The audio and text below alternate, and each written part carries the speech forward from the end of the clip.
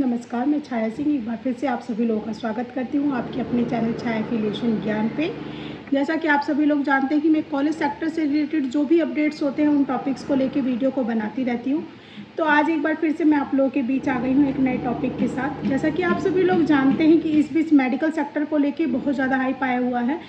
जो सबसे इम्पोर्टेंट चीज़ जो मैं आज आप लोगों के साथ शेयर करना चाहती हूँ वो ये है कि हम लोग ज़्यादातर फोकस करते हैं बीएससी नर्सिंग एएनएम जीएनएम पे। हालांकि कुछ प्रदेश में एएनएम कोर्स को बंद कर दिया गया है, लेकिन अभी भी उसके अलावा बहुत सारे ऐसे कोर्स हैं जिस पे ध्यान दिया जाना चाहिए। और पिछले साल से मैंने देखा ज़बरदस्त उसकी डिमांड आई है। कुछ कॉलेजेस ऐसे होते हैं, यूनिवर्सिटी ऐसे होते हैं जो कि विदाउट रिक्वायरमेंट भी कोर्सेज को ले लेते हैं, और वही यूनिवर्सिटी वही कॉलेज हमारे लिए एक ट्रायल के रूप में निकल के आते हैं। तो मैं इसको एक एग्जांपल से समझाने की कोशिश करती हूँ। कई ऐसे हॉस्पिटल्स होते हैं, क्योंकि हम बात मेडिकल सेक्टर के कोर्सेज़ की कर रहे हैं इसलिए एग्जांपल से शुरू कर रही हूँ हॉस्पिटल के। फॉर एग्जांपल कोई हॉस्पिटल है, वो आज से 20 साल पहले चल रहा था, उसको नहीं पता था कि आगे उसको जाके नर्सिंग कॉलेज खोलना है, बट अकॉर्डिंग टू डिमांड उसने डिसाइड किया, उसकी मैनेजमेंट ने डिसाइड किया कि अब वो नर्सिंग कॉलेज को खोलेंगे। तो ऐसी कंडीशन में कॉलेजेस क्या करते हैं, जिनके पास इंफ्रास्ट्रक्चर, बजट, सारी चीज़ें बहुत अच्छी होती हैं, वो ये प्रयास करते हैं कि वो एक बार में ही सारे कोर्सेज के लिए, मोस्टली कोर्सेज के लिए अप्लाई करें। हमारे पास ऐसे बहुत सारे क्लाइंट हैं जिन्होंने एक बार में पैरामेडिकल के 14-15 कोर्स अप्लाई किए हैं। ANM, GNM, BSc nursing, DMLT, x ray, physiotherapy, radiologist, ultrasound, जो फैसिलिटी उनके पास थी A to Z सारे कोर्सेज को उन्होंने अप्लाई कर दिए। अब इसमें बेनिफिट ये होता है कि जब आप एक ही इंस्पेक्शन में आपको मैक्सिमम टू मैक्सिमम कोर्स मिल जाते हैं, इंफ्रास्ट्रक्चर जो है वो बहुत माइनस हो जाता है। आप इंडिविजुअल कोर्स को लगाने जाएंगे तो हर एक कोर्स की एक पैरामीटर्स के हिसाब से आपको क्लासरूम, कमरे, एडमिनिस्ट्रेशन और सारी चीज़ें देनी पड़ेंगी। जबकि इसके विपरीत अगर आपने एक बार में फाइल लगा दी तो उसमें क्या होता है, जो सबसे बड़ा कोर्स होता है, फॉर एग्जांपल मैंने बीएससी नर्सिंग को ले लिया, तो बीएससी नर्सिंग में अगर 55,000 स्क्वायर फीट कवर्ड एरिया है तो प्रति कोर्स सिर्फ हमें 500 स्क्वायर फीट ही कंस्ट्रक्शन बढ़ाना है। इसका मतलब सिर्फ हमें क्लासरूम और लैब्स को ही बढ़ाना है, ऐसा नहीं है।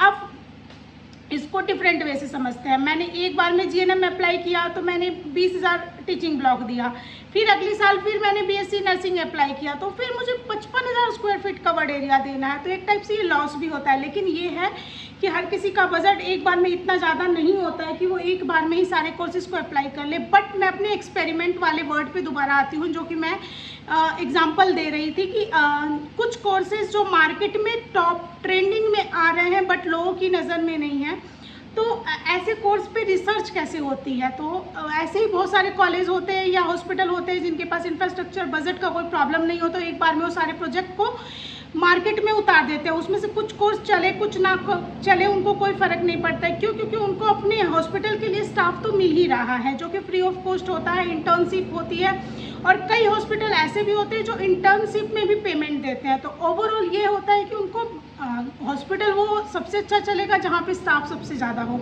और पैरामेडिकल कोर्सेज लगाने से ये फ़ायदा होता है कि स्टाफ का बैकअप आपके हॉस्पिटल को बहुत ज़बरदस्त मिल जाता है।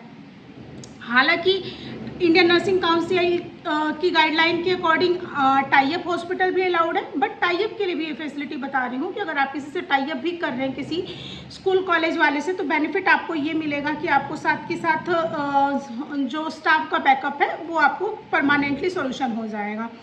तो कुछ कोर्सेज हॉस्पिटल्स, यूनिवर्सिटी अननेसेसरी के कोर्सेज को लगा देती हैं। अब इससे हमारी रिसर्च में क्या पता चला कि जो ऐसे कोर्स, जैसे for example hospital records keeper, ऐसे कोर्सेज जिनका कोई मतलब ही नहीं था, जो चल ही नहीं रहते, पिछले 1 साल से उनकी भी सीटें भर रही हैं। तो मैं ये कहना चाह रही हूँ कि पैरामेडिकल के कोर्सेज की तरफ ट्रेंड बहुत ज़्यादा है। मैं मोस्टली लोगों को देखती हूँ कि वो सिर्फ भागते हैं एएनएम, जीएनएम, बीएससी नर्सिंग की तरफ, जबकि जो असली एडवांटेज आ रहा है वो पैरामेडिकल कोर्सेज को लेके आ रहा है। पैरामेडिकल में क्या है, सीटें आपको 40 मिल रही है। फॉर एग्जांपल आपने 5 कोर्स के लिए अप्लाई किया, इंफ्रास्ट्रक्चर भी बहुत कम होता है। हॉस्पिटल में जो फैसिलिटी है आप वो सारे कोर्स लगा दीजिए, लाइक अल्ट्रासाउंड लगा दीजिए, पैथोलॉजी लगा दीजिए, जो अवेलेबल है वो सारे कोर्स लगा दीजिए। उसमें क्या है कि लैब वही यूज़ हो जाएगी जो आपके हॉस्पिटल में एज ए लेबोरेटरी यूज़ हो रही है, और क्लासरूम आपको बढ़ाना है, और बेसिक जो एचओडी एरिया होता है वो आपको, एडमिनिस्ट्रेशन एरिया है वो आपको दे देना है। तो इसमें क्या है, एक सीट पे आपको 40 सीटें मिली, फॉर एग्जांपल आपने 5 कोर्स लगाए तो 200 सीटें मिली। तो 200 सीटों में आपको बेनिफिट ये मिला कि एक सीट से अगर आप 50,000 भी कमा रहे हैं तो कहीं ना कहीं आपने एएनएम जीएनएम से ज़्यादा कमा लिया एक साल में। स्टाफ बहुत हाईली क्वालिफाइड पैरामेडिकल में नहीं चाहिए, जो कि बीएससी नर्सिंग एएनएम जीएनएम में चाहिए। स्टाफ की रिक्वायरमेंट भी बहुत मिनिमम होती है पैरामेडिकल कोर्सेज में। तो हमने ये देखा कि जो कोर्स सबसे ज़्यादा मतलब इग्नोर किए जा रहे थे, उन कोर्सेज में सबसे ज़्यादा ट्रेंड आया है। इवन गल्फ कंट्री में डिमांड बहुत ज़्यादा होने की वजह से यहाँ से बच्चे शॉर्ट टर्म में वो डिप्लोमा करके डायरेक्ट निकल जाते हैं गल्फ कंट्रीज़ में या विदेशों में, क्योंकि वहाँ पे डॉक्टर्स से ज़्यादा वैल्यू हेल्थ वर्कर्स की। अगर आप स्टाफ हैं, अगर आप हेल्थ वर्कर हैं, एएनएम जीएनएम पैरामेडिकल कोर्सेज आपने कर रखे हैं, तो आपको ज़्यादा फैसिलिटी और साथ के साथ सैलरी मिलती है। तो ये भी एक मेजर कारण है। दूसरा चीज़ ये है कि इसको एक आइडेंटिफाई कर दिया है इंडियन गवर्नमेंट ने, जब से ये सूचना लगाई है कि भारत में स्पेसिफिक एक विभाग बनेगा। जैसे अभी तक क्या था कि नर्सिंग के लिए इंडियन नर्सिंग काउंसिल थी, फार्मेसी के लिए पीसीआई थी, इससे पहले एआईसीटी थी, टेक्निकल कोर्सेज के लिए एआईसीटी है। वैसे पैरामेडिकल काउंसिल कोई नहीं थी सेंट्रल में, बट बहुत जल्दी वो भी लॉन्च होने वाला है। तो हमारे सारे कोर्सेज को एक टैग मिल गया है, एक नाम मिल गया है।